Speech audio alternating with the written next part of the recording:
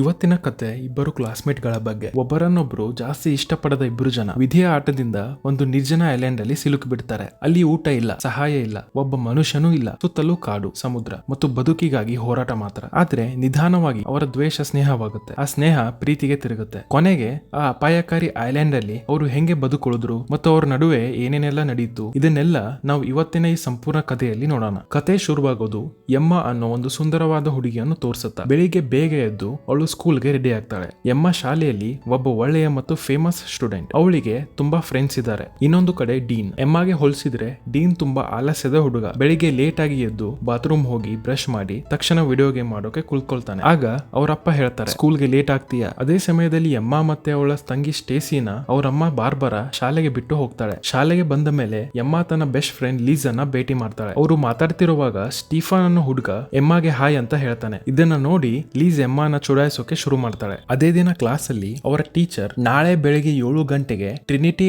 Island trip ಗೆ bus ಹೊರಡುತ್ತೆ ಅಂತ ಹೇಳ್ತಾರೆ. ಅವರು ಇನ್ನೂ ವಿವರ ಹೇಳ್ತಿರುವಾಗ ಎಮ್ಮ ಕ್ಲಾಸ್ಗೆ ಲೇಟ್ ಆಗಿ ಬರ್ತಾಳೆ. ಅದೇ ಸಮಯದಲ್ಲಿ ಡೀನ್ ಕೂಡ ಒಳಗೆ ಬಂದು ಎಮ್ಮಗೆ ಡಿಕ್ಕಿ ಹೊಡೆದು ಸಾರಿ ಅಂತ ಕೇಳ್ತಾನೆ. ನಂತರ ಆ ಟೀಚರ್ ಟ್ರಿಪ್ ಬಗ್ಗೆ ಹೇಳ್ತಿರುವಾಗ ಲೀಸ್ ಡೀನ್ ಕೂಡ ಟ್ರಿಪ್ ಗೆ ಬರ್ತಿದ್ದಾನೆ ಅಂತ ಹೇಳಿ ಡೀನ್ ನ ನೋಡ್ತಾಳೆ. ಲಂಚ್ ಟೈಮ್ ಅಲ್ಲಿ ಲೀಸ್ ತನ್ನ ಫ್ರೆಂಡ್ಸ್ ಗೆ ಬೆಳಿಗ್ಗೆ ಸ್ಟೀಫನ್ ಮತ್ತು ಎಮ್ಮ ನಡುವೆ ಏನಾಯ್ತು ಅಂತ ಹೇಳ್ತಿರ್ತಾಳೆ. ಈ ಟ್ರಿಪ್ ನಲ್ಲಿ ನಮ್ಗೆ ಒಂದ್ ವಾರ ಸಿಗುತ್ತೆ. ಎಮ್ಮ ಮತ್ತು ಸ್ಟೀಫನ್ ನಡುವೆ ಏನಾದ್ರೂ ಜಾದೂ ಮಾಡಿ ಆಕ್ಷನ್ ಮಾಡ್ಸೋಣ ಅಂತ ಹೇಳ್ತಾಳೆ. ಆದ್ರೆ ಎಮ್ಮ ಹೇಳ್ತಾಳೆ, ಇವೆಲ್ಲ ಬಿಡಿ, ಟ್ರಿಪ್ ಮೇಲೆ ಫೋಕಸ್ ಮಾಡೋಣ. ಅವರು ಮಾತಾಡ್ತಿರುವಾಗ ಎಮ್ಮನ ಗಮನ ಡೀನ್ ಕಡೆಗೆ ಹೋಗುತ್ತೆ. ಅವನು ಚಾಕುವಿನಿಂದ ಸೇಬು ಹಣ್ಣನ್ನ ಕತ್ತರಿಸ್ತಿರ್ತಾನೆ. ಸ್ವಲ್ಪ ಹೊತ್ತಿನ ನಂತರ ಮಿಸ್ ಕೋಲಿಯರ್ ಬಂದು ಸ್ಕೂಲ್ಗೆ ಚಾಕು ಯಾಕೆ ತಂದಿದೀಯಾ ಅಂತ ಬೈದು ಅವನನ್ನ ಪ್ರಿನ್ಸಿಪಲ್ ಆಫೀಸ್ ಗೆ ಕರ್ಕೊಂಡು ಹೋಗ್ತಾರೆ. ಇದಾದ್ಮೇಲೆ ಲೀಸ್ ತನ್ನ ಫ್ರೆಂಡ್ಸ್ ಗೆ ಹೇಳ್ತಾಳೆ, ಎಮ್ಮ ಡೀನ್ ತರದ ಹುಡುಗರ ಜೊತೆ ಇರಬಾರ್ದು. ಸ್ಕೂಲ್ ನ ಹಾಟ್ ಹುಡುಗ ಸ್ಟೀಫನ್ ಅವಳನ್ನ ಇಷ್ಟಪಡ್ತಿದ್ದಾನೆ. ಮಾರನೇ ದಿನ ಬೆಳಿಗ್ಗೆ ಎಮ್ಮ ಟ್ರಿಪ್ ಗೆ ರೆಡಿ ಆಗ್ತಾ ಇರ್ತಾಳೆ. ಅವಳು ತನ್ನ ಅಮ್ಮ ಬಾರ್ಬರಾ ಮತ್ತು ಅಪ್ಪ ಫಿಲ್ ಗೆ ನನ್ನ ಟ್ರಿಪ್ ಗೆ ಕಲ್ಸಿದಕ್ಕೆ ಥ್ಯಾಂಕ್ ಯು ಅಂತ ಹೇಳ್ತಾಳೆ. ಇನ್ನೊಂದು ಕಡೆ ಡೀನ್ ಗೆ ಟ್ರಿಪ್ ಗೆ ಹೋಗ್ಬೇಕು ಅಂತ ಅನ್ಸೋದಿಲ್ಲ. ಅವನ ಅಪ್ಪ ಜಾಕ್ ಹೇಳ್ತಾರೆ, ನೀನು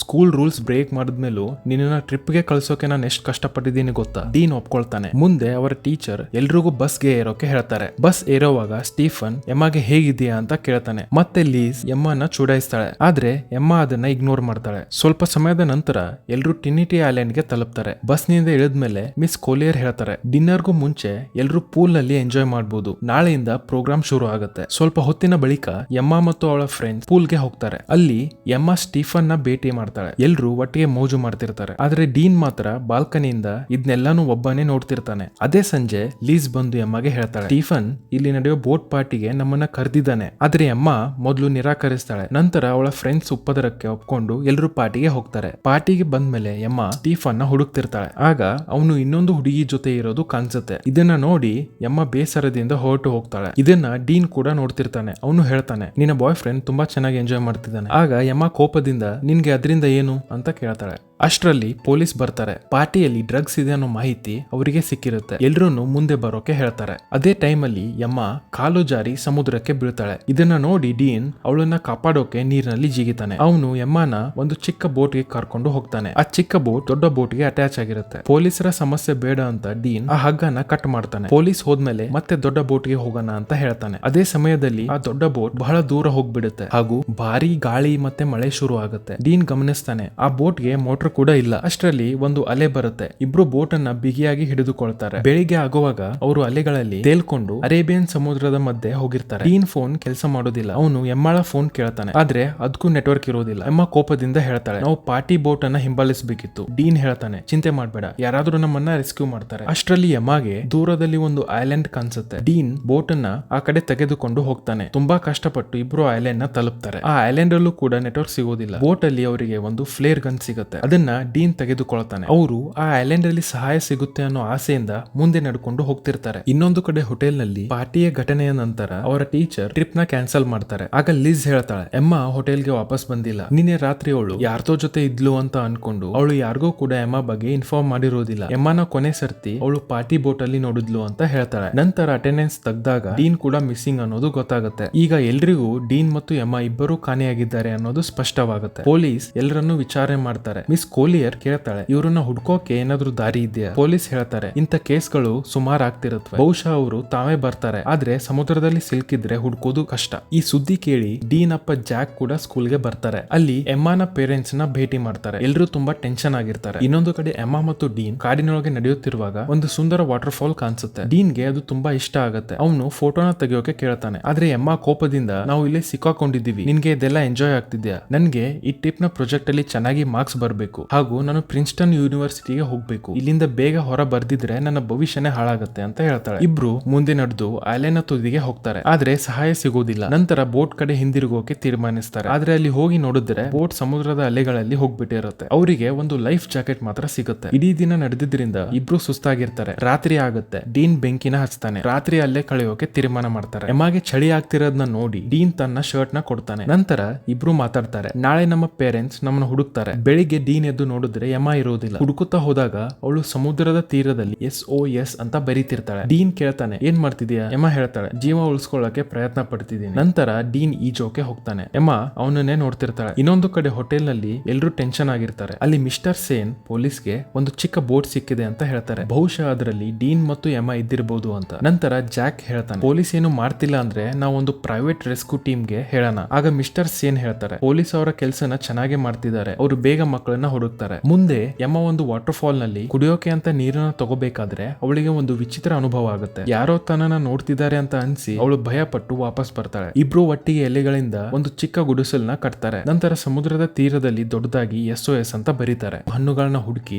ತಿನ್ನೋಕೆ ಶುರು ಮಾಡ್ತಾರೆ. ಡೀನ್ಗೆ ಬಾಳೆಹಣ್ಣಿನ ಮರ ಸಿಗುತ್ತೆ. ಇಬ್ರು ಹೊಟ್ಟೆ ತುಂಬಾ ತಿಂತಾರೆ. ಐಲ್ಯಾಂಡ್ ತುಂಬಾ ಬಿಸಿ ಇರೋದ್ರಿಂದ ಎಮ್ಮ ತನ್ನ ಫುಲ್ ಪ್ಯಾಂಟ್ ಹಾಕೊಂಡು ಇರೋಕೆ ಆಗೋದಿಲ್ಲ. ಅದಕ್ಕೆ ಅವಳು ಪ್ಯಾಂಟ್ ನ ಕತ್ತರಿಸಿ ಶಾರ್ಟ್ ಮಾಡ್ಕೋತಾಳೆ. ಅವಳು ಡೀನ್ ಗುಡಿಸಲಲ್ಲಿ ಮಲಗಿರೋದನ್ನ ನೋಡ್ತಾಳೆ. ಎಮಾ ಕೂಡ ಅವನ ಪಕ್ಕಕ್ಕೆ ಬಂದು ಮಲಗ್ತಾಳೆ. ಡೀನ್ ನಿದ್ದೆಯಲ್ಲಿ ಅವಳ ಮೇಲೆ ಕೈ ಹಾಕ್ತಾನೆ. ಆದ್ರೆ ಎಮಾಗೆ ಅದು ಕೆಟ್ಟದಾಗಿ ಏನು ಅನ್ಸೋದಿಲ್ಲ. ಅವಳಿಗೆ ಅದು ಇಷ್ಟ ಆಗುತ್ತೆ. ಅವಳು ಏನು ಹೇಳೋದಿಲ್ಲ. ಮಾರನೇ ದಿನ ಎಮಾ ವಾಟರ್ ಫಾಲ್ ಅಲ್ಲಿ ಸ್ನಾನ ಮಾಡ್ತಿರುವಾಗ ಡೀನ್ ಸನ್ಸ್ಕ್ರೀನ್ ನ ಕೇಳೋಕೆ ಬರ್ತಾನೆ. ಎಮಾ ಹೇಳ್ತಾಳೆ, ನಾನು ಸ್ನಾನ ಮಾಡ್ತಿದ್ದೀನಿ, ಆ ಕಡೆ ಹೋಗು. ಡೀನ್ ಹೇಳ್ತಾನೆ, ನೀನೇ ಅಲ್ವಾ ಕಾವಲು ನಿಲ್ಲು ಅಂತ ಹೇಳಿದ್ದು. ಎಮಾ ಹೇಳ್ತಾಳೆ, ಈ ಐಲ್ಯಾಂಡ್ ಅಲ್ಲಿ ಇನ್ನೂ ಯಾರು ಇದ್ದಾರೆ ಅಂತ ಅನಿಸ್ತಿದೆ, ಅದಕ್ಕೆ ನಿಂಗೆ ಹೇಳಿದ್ದೆ. ಇತ್ತ ನ್ಯೂಸ್ ಅಲ್ಲಿ ಎಮಾ ಮತ್ತು ಡೀನ್ ಸತ್ತಿರಬಹುದು ಅನ್ನೋ ಅನುಮಾನ ವ್ಯಕ್ತವಾಗುತ್ತೆ. ಪೊಲೀಸ್ ಈಗ ಅವರ ದೇಹ ಹುಡುಕ್ತಿದ್ದಾರೆ ಅಂತ ಹೇಳ್ತಾರೆ. ಬಾರ್ಬರಾ ಇದನ್ನ ಕೇಳಿ ತುಂಬಾ ಬೇಜಾರಾಗ್ತಾಳೆ. ಮುಂದೆ ಜಾಕ್ ಮತ್ತು ಬಾರ್ಬರಾ ಹೆಲಿಕಾಪ್ಟರ್ ನಲ್ಲಿ ಇಬ್ಬರನ್ನು ಹುಡುಕೋಕೆ ಹೋಗ್ತಾರೆ. ರಾತ್ರಿ ಎಮಾ ತನ್ನ ಕುಟುಂಬವನ್ನು ತುಂಬಾ ಮಿಸ್ ಮಾಡ್ಕೋತಿದೀನಿ ಅಂತ ಹೇಳ್ತಾಳೆ. ಅದೇ ಸಮಯದಲ್ಲಿ ಡೀನ್ಗೆ ಒಬ್ಬ ಮನುಷ್ಯನ ಸ್ಕೆಲ್ಟನ್ ಸಿಗುತ್ತೆ. ಎಮಾ ತುಂಬಾ ಹೆದರ್ತಾಳೆ. ಇವನು ಕೂಡ ನಮ್ ತರನೇ ಇಲ್ಲಿ ಸಿಕ್ಕಾಕೊಂಡು ಸತ್ತಿರಬಹುದು, ನಮ್ ಪರಿಸ್ಥಿತಿ ಕೂಡ ಇದೇ ತರ ಆಗುತ್ತೆ ಅಂತ ಹೇಳ್ತಾಳೆ. ಡೀನ್ ಹೇಳ್ತಾನೆ, ಬಹುಶಃ ಈ ಸ್ಕೆಲಿಟನ್ ಒಬ್ಬ ಮೀನುಗಾರನದ್ದು ಇಲ್ಲ ಒಬ್ಬ ಸ್ಮಗ್ಲರ್ದು ಆಗಿರ್ಬೋದು. ಆದ್ರೆ ನಮ್ ಹಿಂದೆ ನಮ್ ಪೇರೆಂಟ್ಸ್ ಇದ್ದಾರೆ, ನಾವಿಬ್ರು ಇದೇ ತರ ಜೊತೆಯಾಗಿ ಇದ್ರೆ ನಾವು ಖಂಡಿತವಾಗಿ ಬದುಕಿ ಮನೆಗೆ ಹೋಗ್ತೀವಿ. ಅವನು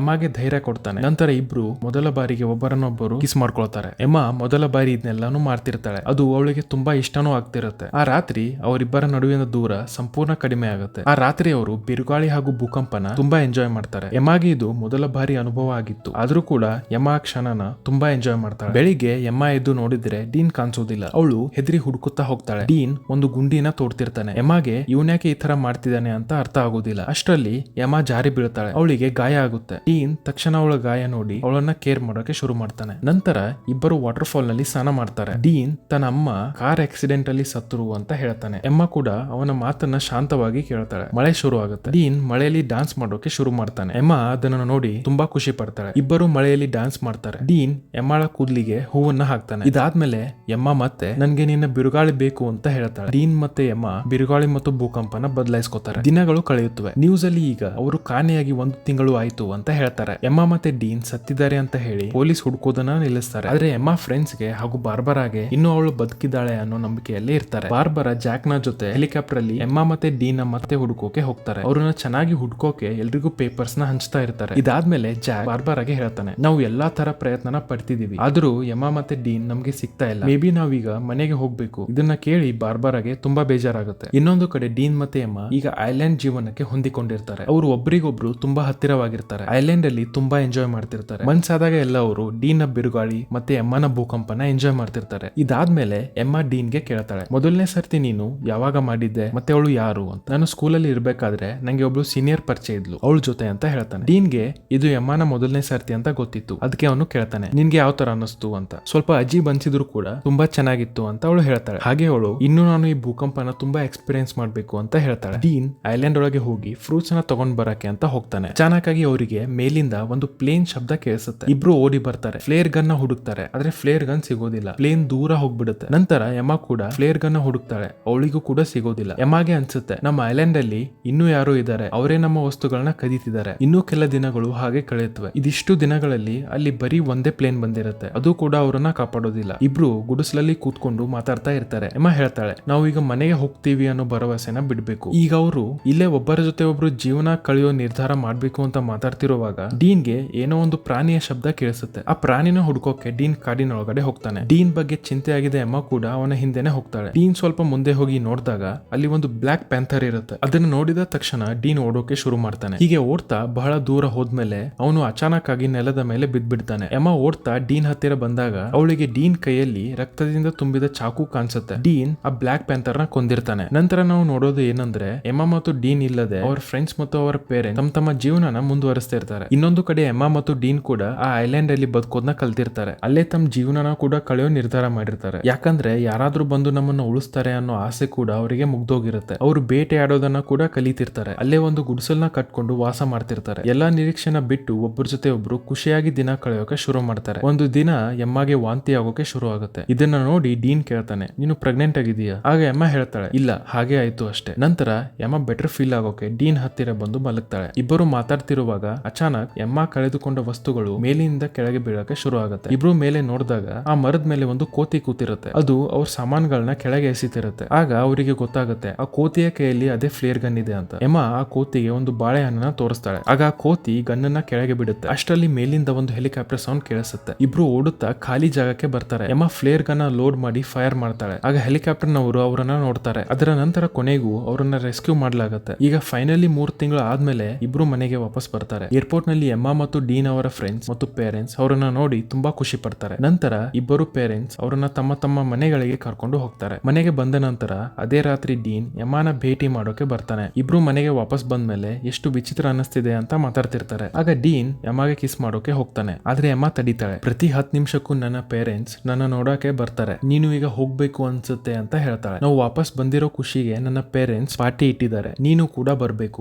ಮಾರನೇ ದಿನ ಪಾರ್ಟಿಗೆ ಎಲ್ರು ಬರ್ತಾರೆ. ಎಮ್ಮ ಪೇರೆಂಟ್ಸ್ ಎಲ್ರಿಗೂ ತಮ್ಮ ಮಕ್ಕಳು ವಾಪಸ್ ಬಂದಿದ್ದರ ಬಗ್ಗೆ ಮಾತಾಡ್ತಿರ್ತಾರೆ. ನಂತರ ಸ್ಟೇಸಿ ಡೀನ್ಗೆ ಕೇಳ್ತಾಳೆ, ನೀನು ಎಲ್ರ ಜೊತೆ ಯಾಕೆ ಬೇರೆ ಅಲ್ಲ? ಡೀನ್ ಹೇಳ್ತಾನೆ, ನನ್ಗೆ ಎಲ್ರ ಜೊತೆ ಇರೋದು ಇಷ್ಟ ಆಗಲ್ಲ. ನಂತರ ಡೀನ್ ಎಮ್ಮಗೆ ತನ್ನ ಜೊತೆ ಬರೋಕೆ ಸನ್ನೆ ಮಾಡ್ತಾನೆ. ಆದ್ರೆ ಎಮ್ಮ ಅವನನ್ನ ಇಗ್ನೋರ್ ಮಾಡ್ತಾಳೆ. ಇದನ್ನ ನೋಡಿ ಡೀನ್ ಪಾರ್ಟಿಯಿಂದ ಹೊರಟು ಹೋಗ್ತಾನೆ. ನಂತರ ಎಲ್ಲವೂ ಮೊದ್ಲಿನಂತಾಗುತ್ತೆ. ಐಲ್ಯಾಂಡ್ ಇಂದ ವಾಪಸ್ ಬಂದ್ಮೇಲೆ ಎಮ್ಮ ತುಂಬಾ ಫೇಮಸ್ ಆಗ್ಬಿಡ್ತಾಳೆ. ಆದ್ರೆ ಡೀನ್ ಇನ್ನು ಒಂಟಿಯಾಗೆ ಇರ್ತಾನೆ. ಇಬ್ರು ಪಕ್ಕದಲ್ಲಿ ಹೋದ್ರೂ ಕೂಡ ಒಬ್ಬರನ್ನೊಬ್ರು ನೋಡ್ತಿರ್ತಾರೆ ಅಷ್ಟೇ, ಮಾತಾಡ್ತಿರೋದಿಲ್ಲ. ಸ್ವಲ್ಪ ದಿನ ಆದ್ಮೇಲೆ ಎಮ್ಮ ಡೀನ್ಗೆ ಕಾಲ್ ಮಾಡ್ತಾಳೆ. ಆದ್ರೆ ಡೀನ್ ಕಾಲ್ ರಿಸೀವ್ ಮಾಡೋದಿಲ್ಲ. ನಂತರ ನಾವು ನೋಡೋದೇನಂದ್ರೆ ಸ್ಟೇಸಿ ಎಮ್ಮ ರೂಮ್ಗೆ ಹೋಗ್ತಾಳೆ. ಅವಳು ಹೇಳ್ತಾಳೆ, ನೀನು ಕಾಣೆಯಾಗಿದ್ದಾಗ ನಾವು ನಿನ್ನ ತುಂಬಾ ಮಿಸ್ ಮಾಡ್ಕೊಂಡಿದ್ವಿ. ಮಾಮ್ ಮತ್ತೆ ಡ್ಯಾಡ್ ಕೂಡ ತುಂಬಾ ಟೆನ್ಷನ್ ಅಲ್ಲಿ ಇದ್ರು. ನಾವು ನಿನ್ನ ಸಂಪೂರ್ಣ ಕಳೆದುಕೊಂಡಿದ್ವಿ ಅಂತಲೇ ಅನ್ಕೊಂಡಿದ್ವಿ. ಆದ್ರೆ ಈಗ ನಾವು ಮತ್ತೆ ಒಟ್ಟಿಗೆ ಇದ್ದೀವಿ ಮತ್ತು ತುಂಬಾ ಖುಷಿಯಾಗಿದ್ದೀವಿ. ಆಗ ಎಮ್ಮ ಸ್ಟೇಸಿಗೆ ಹೇಳ್ತಾಳೆ, ನೀನು ನನ್ನ ತುಂಬಾ ಒಳ್ಳೆಯ ತಂಗಿ. ನಂತರ ಇಬ್ರು ಒಟ್ಟಿಗೆ ಒಂದು ಪಾರ್ಟಿಗೆ ಹೋಗೋ ನಿರ್ಧಾರ ಮಾಡ್ತಾರೆ. ಇನ್ನೊಂದು ಕಡೆ ಡೀನ್ ತನ್ನ ಅಮ್ಮನ ಸಮಾಧಿಗೆ ಹೋಗ್ತಿರ್ತಾನೆ. ತನ್ನ ಅಮ್ಮನ್ನ ನೆನ್ಪು ಮಾಡ್ಕೊಂಡು ತುಂಬಾ ಅಳ್ತಿರ್ತಾನೆ. ಈಗ ಪಾರ್ಟಿ ಶುರು ಆಗುತ್ತೆ. ಡೀನ್ ಟಿವಿ ನೋಡ್ತಿರುವಾಗ ಅವನ ಅಪ್ಪ ಕೇಳ್ತಾರೆ, ಪಾರ್ಟಿಗೆ ನನ್ನ ಕೋಟ್ ಹಾಕೊಂಡು ಹೋಗ್ತೀಯಾ? ಇನ್ನೊಂದು ಕಡೆ ಎಮ್ಮ